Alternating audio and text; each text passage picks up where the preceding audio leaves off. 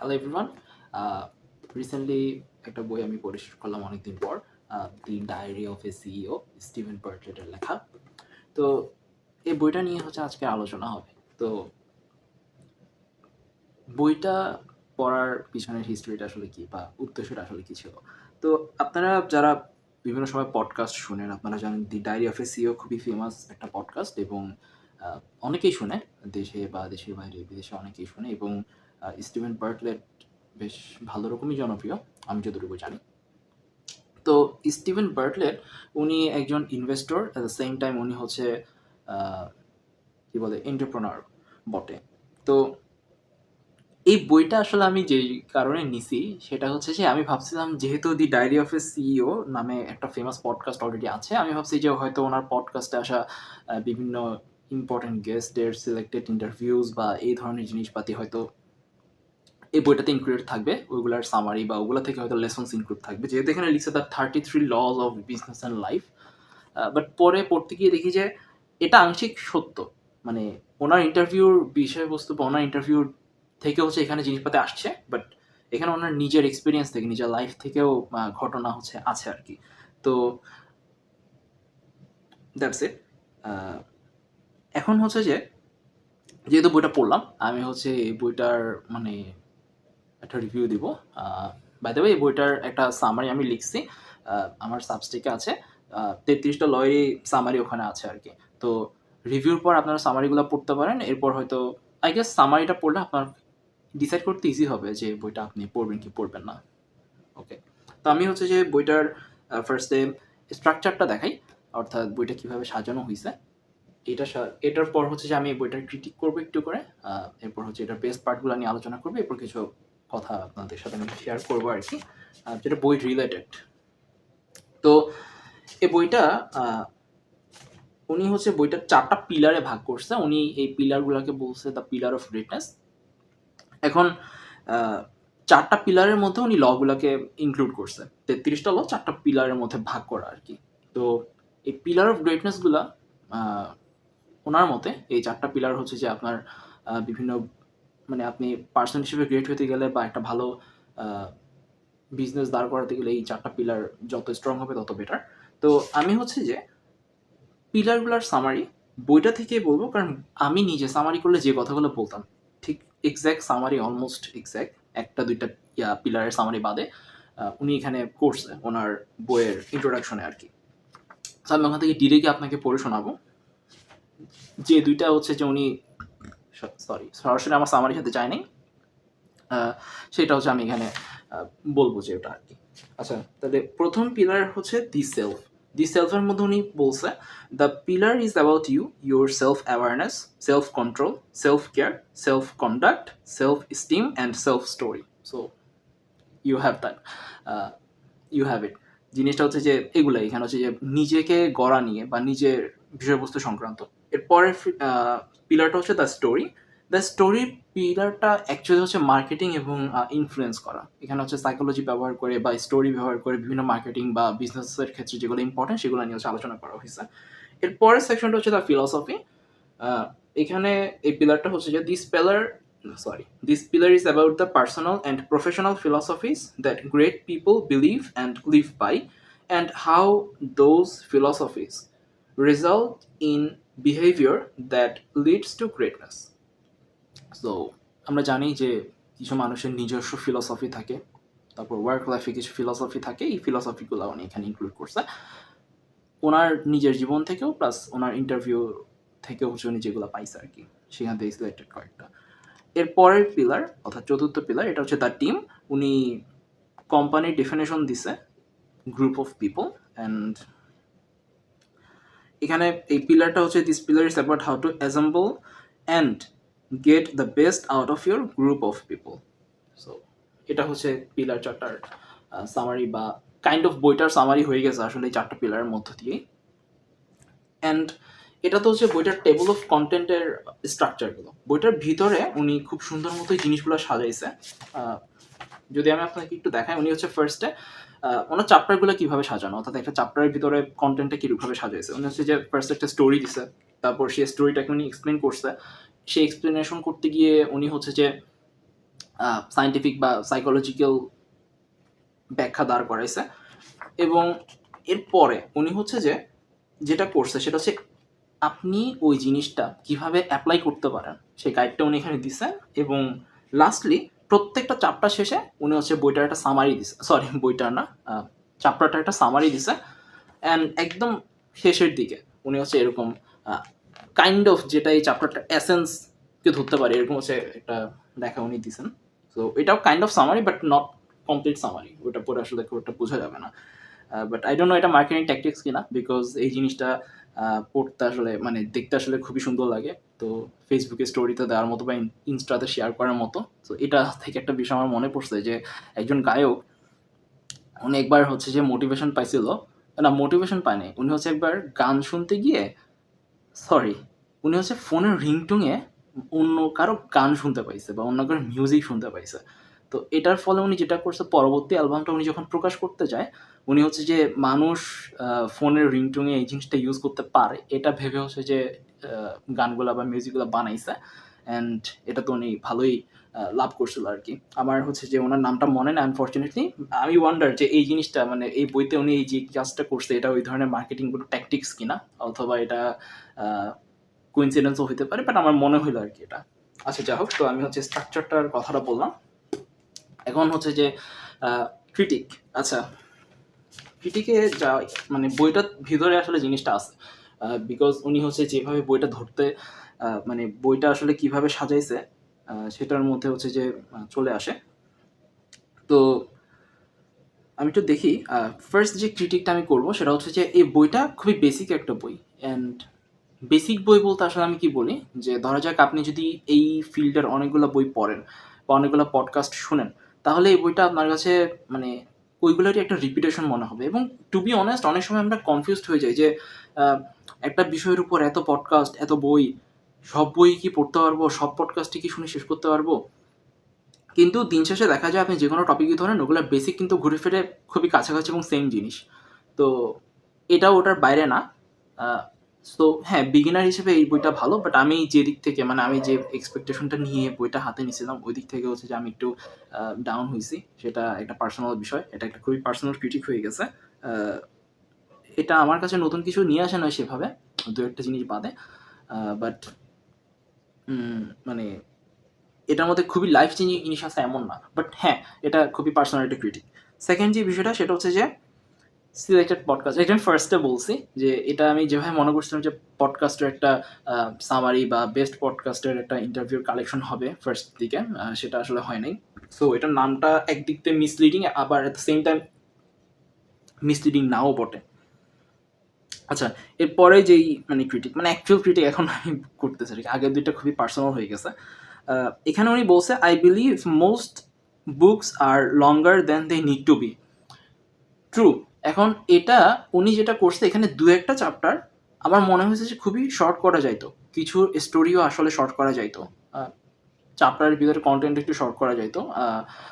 এটা আসলে উনি করে নাই। বিশেষ করে এখানে হেলথ যে ইম্পর্টেন্ট একটা জিনিস সেটার পিছনে চ্যাপ্টারটা একটু বড় হয়ে গেছে, আবার ভিতরে একটা স্টোরি অনেক বড় হয়ে গেছে বা লেন্দি হয়ে গেছে। এটা আমার কাছে ভালো লাগে না আর কি।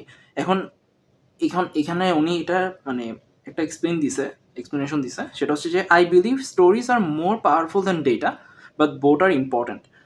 ওকে, স্টোরি আসলে ইম্পর্টেন্ট ইন এ সেন্স যে এটা হচ্ছে যে আপনার কি মানে অ্যানেকডোটসের কথা যদি আমরা বলি, হিস্টোরিক্যাল বিভিন্ন রেফারেন্স যেগুলো আমরা দিই, রেফারেন্স বলতে এখানে হচ্ছে গল্পের রেফারেন্সগুলোর কথা বলতেছি। এটা হচ্ছে যে কাউকে ইনফ্লুয়েন্স করার জন্য, মোটিভেশন বা মোটিভেট করার জন্য হচ্ছে যে এটা খুবই ভালো একটা জিনিস। কিন্তু প্রবাবিলিটি এটাও আসলে মানে রিয়েল লাইফে আসলে আমাদের কাউন্টে নিতে হবে, কারণ হচ্ছে যে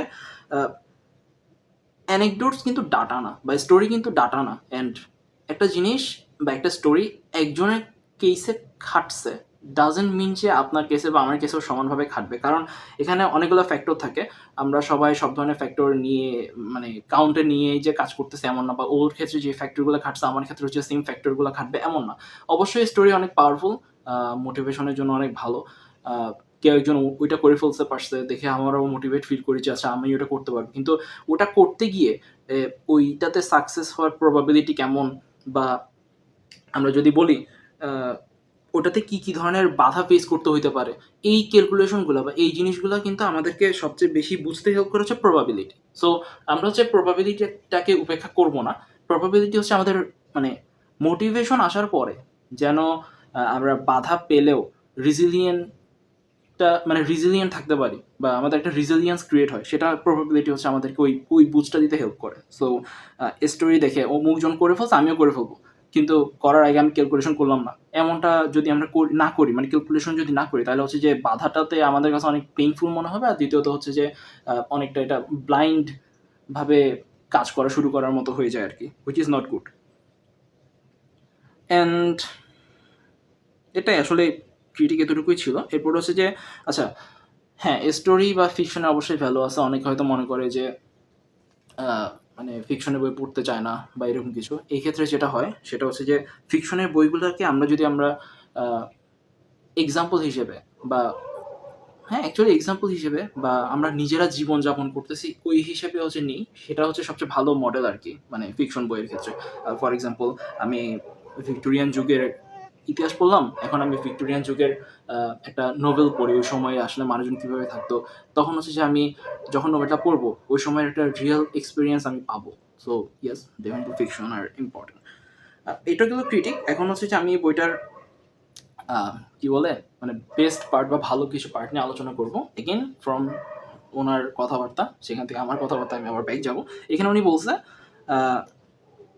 I believe most books are more complicated than they need to B.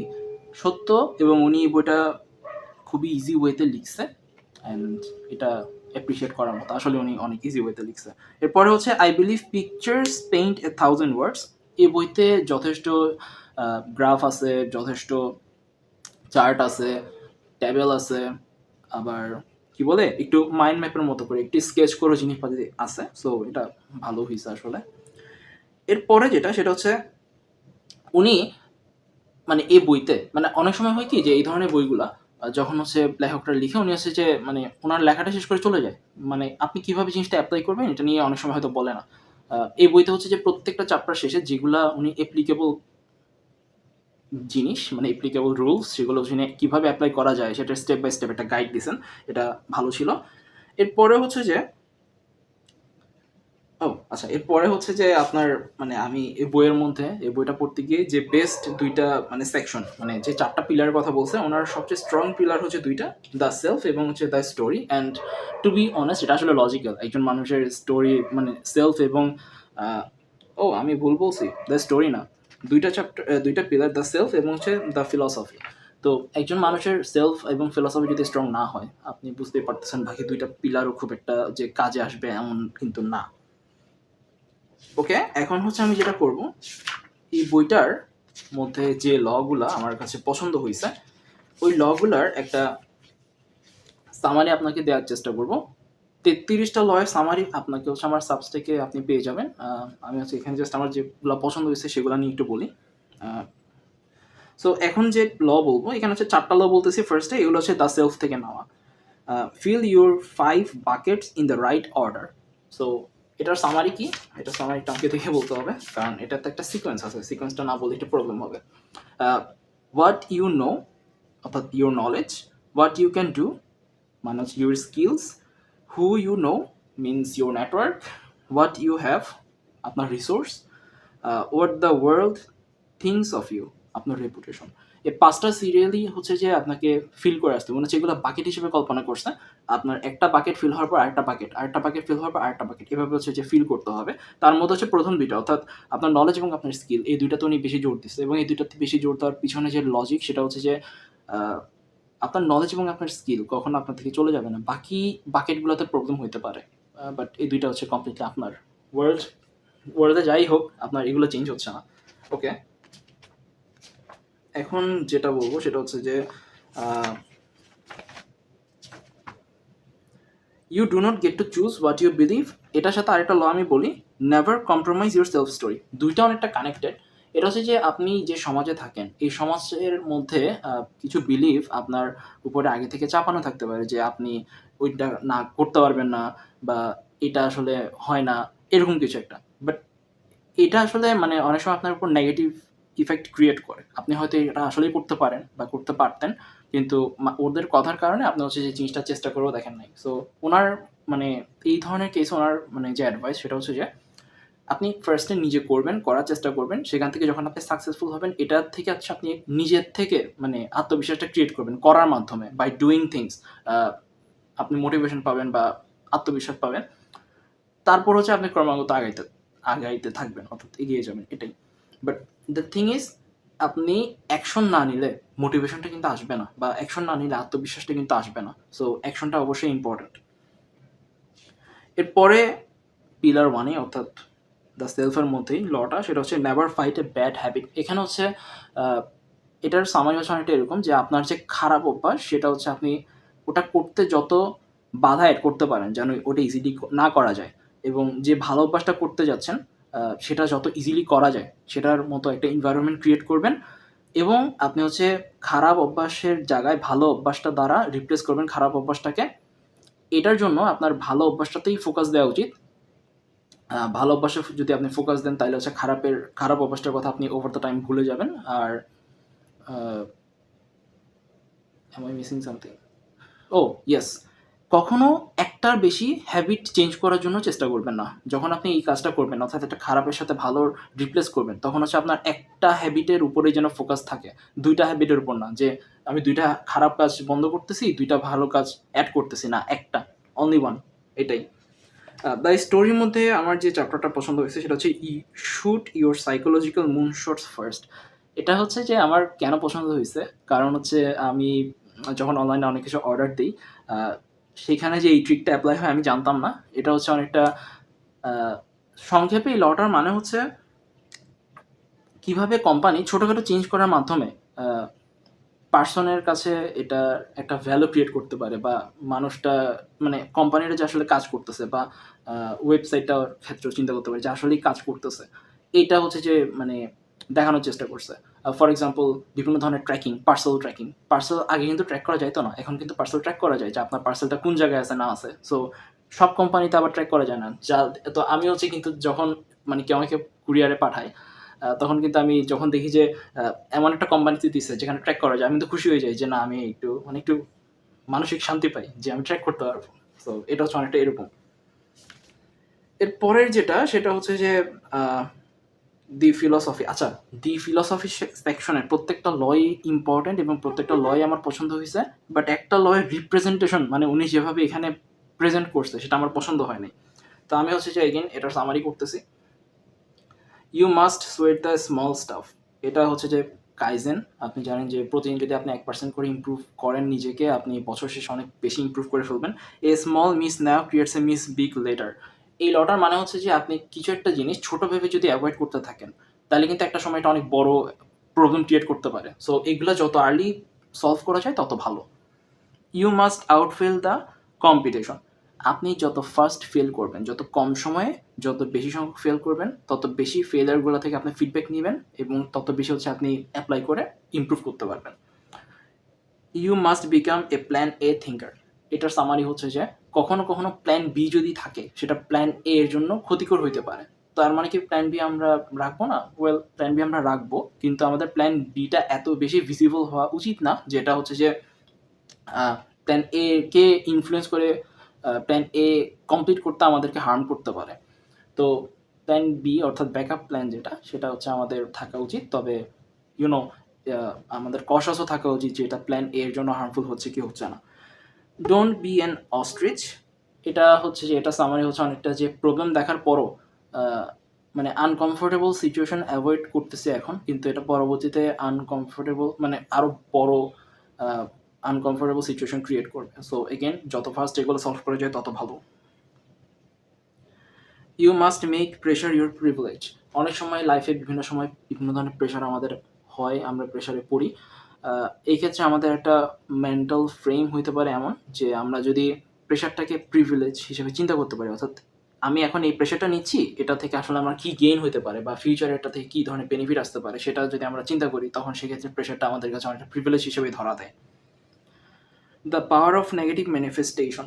এটা হচ্ছে একটা আইডিয়া আপনার আসছে, এখন হচ্ছে আপনি প্রশ্ন করবেন যে এই আইডিয়াটা কেন সাকসেসফুল হবে না। এখানে হচ্ছে প্রি-মর্টেম, আমি একটু দেখি, ওয়েট, প্রি-মর্টেম অ্যানালাইসিস বা এরকম একটা কথা আছে। আচ্ছা, এক্সপ্লেনই করে দিই। তো সেটা হচ্ছে যে আপনি একটা আইডিয়া কেন ফেল করবে সেটা নিয়ে যখন চিন্তা করবেন, তখনই দেখবেন যে এই আইডিয়াটার রিলেটেড রেড ফ্ল্যাগস বা বিভিন্ন ধরনের হার্ডশিপ, এগুলো হচ্ছে আপনার উঠে আসবে। তো সেক্ষেত্রে আপনি মানে একটা সিদ্ধান্ত নিতে পারবেন যে এই আইডিয়াটা আপনি পার্সু করবেন কি করবেন না, কিংবা পার্সু যদি করা শুরু করেন কী ধরনের প্রবলেম আসতে পারে সেগুলোর জন্য হচ্ছে আপনি আগে থেকে একটু প্রিপেয়ার থাকতে পারবেন। এটাই। Your skills are worthless, but your context is valuable. Same industry না, ডিফারেন্ট ইন্ডাস্ট্রিতে সেম স্কিল, ওটার ভ্যালু ভিন্ন ভিন্ন হতে পারে। এটাই summary. The discipline equation, death, time and discipline, again এটা আমার ফেভারেট, মানে ল হিসেবে ঠিক আছে, বাট উনি যেভাবে রিপ্রেজেন্ট করছে মানে সেটা আমার পছন্দ হয়নি, কারণ এখানে আসলে অনেক ইজিলি কথাটা বলে ফেলা যেত। ডিসিপ্লিন ইম্পর্টেন্ট সবাই জানি আমরা, so I am not explaining that. The টিমের মধ্যে একটা ল আমার পছন্দ হয়েছে, হচ্ছে leverage the power of progress. একটা টিম ওর যখন কাজ করে, একটা বড় প্রজেক্ট সাকসেসফুলি পাবলিশ হওয়ার আগে অনেকগুলো ছোট প্রজেক্ট, মানে ওই বড় প্রজেক্টের অনেক ছোট ছোট অংশ হচ্ছে যে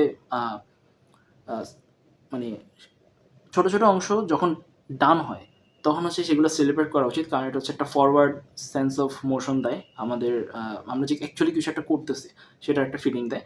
তো এই চ্যাপ্টারটা পড়তে গিয়ে একটা লাইন যেটা আমার খুবই পছন্দ হয়েছে, সেটা হচ্ছে যে আমাদের লাইফে বড় উইন কিন্তু খুবই কম, মানে একজন মানুষ অনেকগুলো গ্রেট কাজ করে ফেলতে পারছে এমনটা কিন্তু না, খুব কম সংখ্যকই পারে। বাট ওইটা করতে গিয়ে বিভিন্ন স্টেপে আমরা যদি সেলিব্রেট করি, তাহলে হচ্ছে আমাদের সেলিব্রেশন বা আমাদের যে ভিক্টোরি, এই জিনিসের মানে ওই বড় কাজটা অ্যাচিভ করার জন্য যে মোটিভেশন সেটা আসলে বৃদ্ধি পায়। সো ওটা আসলে ইকুয়ালি ইম্পর্টেন্ট যে আমরা ছোটো ছোটো কাজগুলোও সেলিব্রেট করি বড় কাজগুলোর পাশাপাশি, বা বড় কাজগুলো করার স্টেপগুলোতে। ওকে, বাকি সামারি অর্থাৎ বাকি লগুলোর সামারি হচ্ছে আমার সাবস্টেকে আছে। এখন আমি যেটা বলবো সেটা হচ্ছে যে, যেহেতু এটা সেলফ হেল্প বুক এবং আমি অলমোস্ট এটা রিভিউ দিলাম প্লাস সামারিও করলাম এক ধরনের, এটার সাথে রিলেটেড কিছু কথা বলি। ভিডিওটা অনেক বড় হয়ে যাচ্ছে, বাট এগেন বলার আছে বলে ফেলি। আমি নোট করে রাখছি, ওখান থেকে একটু দেখে নিই। ও হ্যাঁ, প্রথম কথা, যেহেতু এটা একটা সেলফ হেল্প বই, মানে এটা অ্যাকচুয়ালি কমপ্লিটলি সেলফ হেল্প বইতে পড়ে না, অর্থাৎ the diary of a CEO আসলে কয়েকটা জনার মিক্স, বাট এগেন এটা যেহেতু সেলফ হেল্প বইতেও পড়ে, এই ধরনের বইয়ের ক্ষেত্রে যেটা হয় যে পড়লে আসলে হয় না, মানে আপনাকে হচ্ছে যে অ্যাকশন নিতে হয়, যে আমি পড়লাম, পড়ার বইটা রেখে দিলাম, আমি আসলে এটা অ্যাপ্লাই করলাম না। যেহেতু এই ধরনের বইগুলো অ্যাকচুয়ালি অ্যাপ্লাই করার জন্যই লেখা, যে আপনি পড়ছেন, পড়ার পর হচ্ছে আপনি অ্যাপ্লাই করবেন। সো আপনাকে অ্যাপ্লাই করাটাও, মানে অ্যাপ্লাই করার বিষয়টা অবশ্যই চিন্তা করতে হবে, এবং আপনি হচ্ছে যে কীভাবে অ্যাপ্লাই করবেন সেটাও আসলে আপনার নোট করে ফেলা ভালো পড়ার সময়। এটা হচ্ছে একটা বিষয়। এরপরে হচ্ছে যে আমি এই বইটাকে মানে রেটিং একটু কম দিছি, বাট এটার মধ্যে একটা বিষয় আছে। অনেকের হয়তো মনে হতে পারে যে ভাই বইটা অনেক বেসিক, বাট অনেকের ক্ষেত্রে বইটা কাজেও আসতে পারে। এটার পিছনে কারণ হচ্ছে যে একটা বই যখন আপনি পড়েন, বই তো অলমোস্ট সবার কাছে সেম জিনিসই নিয়ে যায়, বাট আপনি বইটার কাছে কোন কনটেক্সট বা কী ধরনের এক্সপিরিয়েন্স নিয়ে আসছেন সেটার উপরে হচ্ছে ডিপেন্ড করে যে বইটা আপনার জন্য কতটুকু হেল্পফুল হবে। এটাই। এখন পার্সোনাল ডেভেলপমেন্ট বই, সংক্ষেপে পিডি আমি বলি আর কি। তো পিডি টাইপের বইগুলোর ক্ষেত্রে অনেকে দেখা যাচ্ছে, মানে একদল আছে যে উনি পার্সোনাল ডেভেলপমেন্ট জনরা সব ধরনের বই পড়ে ফেলতেছে, আরেক ধরনের মানুষ আছে যে উনি পার্সোনাল ডেভেলপমেন্টের বই একদমই দেখতে পারে না। কিন্তু পার্সোনাল ডেভেলপমেন্টের বইগুলো হচ্ছে অনেকটা মানে মেডিসিনের মতো, যখন যার লাগবে তখন তার জন্য। আমি একটা এক্সাম্পল দিই, শুনতে একটু উইয়ার্ড লাগতে পারে এক্সাম্পলটা। ধরা যাক দুইটা বই, একটা হচ্ছে কীভাবে টাকা বাঁচাবেন, আর একটা হচ্ছে কীভাবে টাকা আয় করবেন, অর্থাৎ সেভিংসের বই, একটা হচ্ছে বিজনেস করা বা ইনকাম করার মতো বই। তো স্টার্ট করার মতো বই আর কি, ইনকাম স্টার্ট করার মতো। তো ধরা যাক আপনি হচ্ছে কী করছেন, সেভিংসের বই, আপনার ইনকাম নাই, আপনি বেকার, কথার কথা। আপনি কী করছেন যে মানে সেভিংসের বইটা কমপ্লিটলি পড়ে ফেলছেন। এখন পড়ার পর তো আপনার অ্যাপ্লাই করার কোনো জায়গা নেই, কারণ আপনার তো ইনকামই না। এখন আপনার যদি ইনকামই না থাকে, আপনার সেভিংসের বই পড়ে কি আপনার কোনো লাভ হইল? উত্তর হচ্ছে না। এখন আপনি যদি এরকম অনেক ধরনের বই, যেগুলো হচ্ছে যে আপনার এখন লাগতেছে না, পরে লাগবে ভেবে আগে থেকে পড়ে রাখেন, প্রথম কথা হচ্ছে আপনার মনে থাকবে না। আর দ্বিতীয়ত তখন কিন্তু আপনার কাছে মনে হবে যে পার্সোনাল ডেভেলপমেন্টের বই কোনো কাজের না। কিন্তু না, আপনার আসলে মানে ২ টা বই ২ সময় কাজে লাগতো। প্রথমে আপনার উচিত ছিল টাকা আয় করা নিয়ে বইটা পড়া। এরপরে যখন আপনি আয় করা শুরু করতেন, তখন দেখতেছেন যে না, আমি তো আয় তো করতেছি, কিন্তু আমার তো টাকা থাকতেছে না। সেক্ষেত্রেও তো আপনার ম্যানেজমেন্ট বা সেভিংস এরকমের বই পড়া উচিত ছিল। বিষয়টা অনেকটা এরকমই আরকি। সো এই বইগুলা যে ফালতু, বা এই বইগুলা আ আ মানে এখনই মানে সব ধরনের বই পড়ে ফেলতে হবে, দুই টিমই আসলে রাইট না আর কি।